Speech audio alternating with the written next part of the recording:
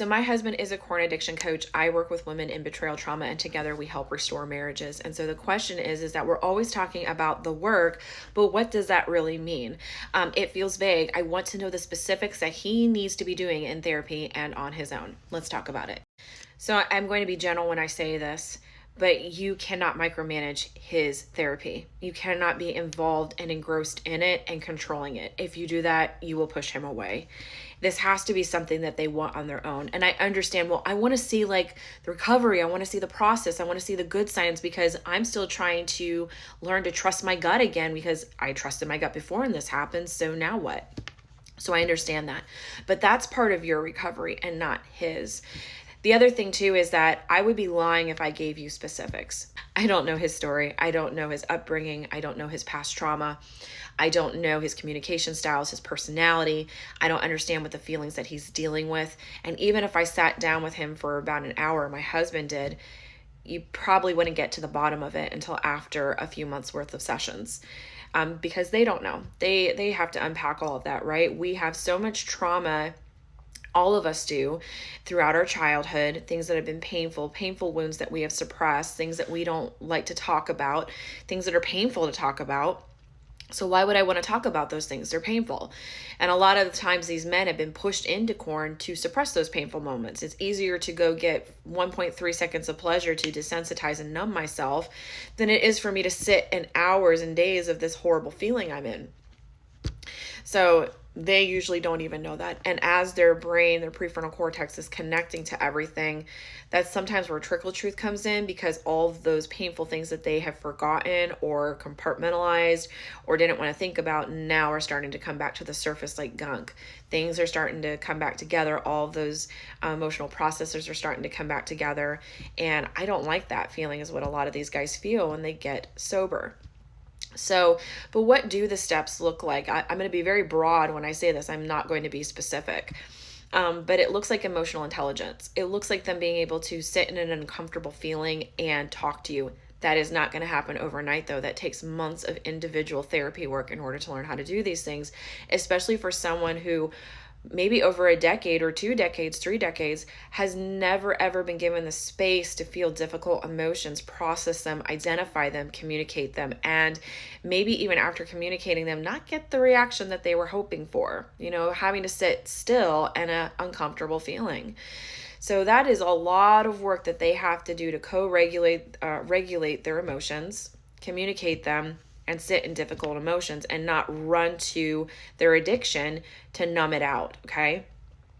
The other thing too is having that heightened awareness of like emotional intelligence. So being able to identify things kind of immediately on, this is what I'm feeling. Again, that does not happen overnight though. It sometimes would take my husband and I individually, sometimes 3 days to a week to identify feelings. And we've gotten a lot better through the years in doing the work and learning to communicate and listen to each other. But there are still times, even recently, that we've had to sit and process what exactly is that I am feeling versus reacting, right? And being triggered.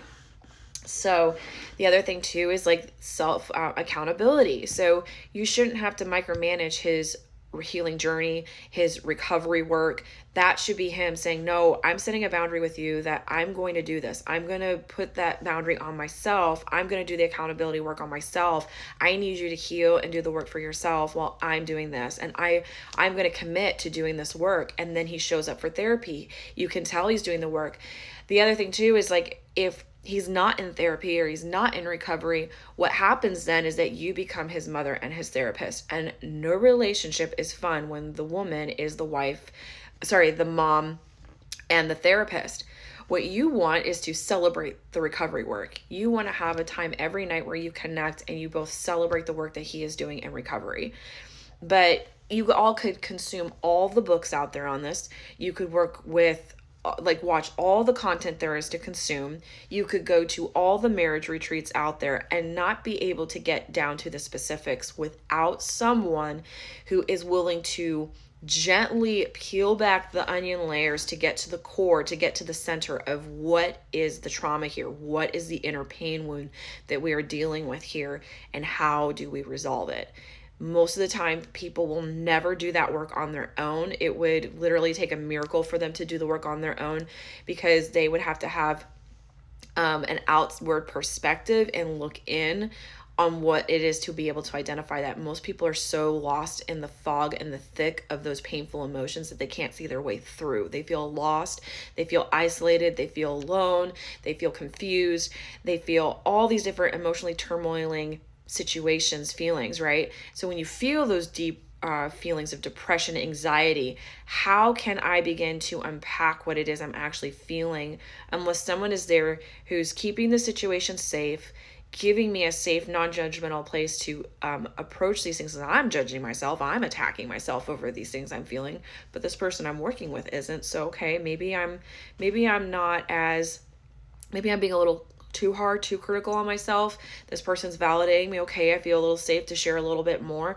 Wow, I that person just pointed out something to me I've never seen before. I never thought about it that way. And then we go a little deeper and wow, that was it. That's what I've been dealing with this whole time. Wow.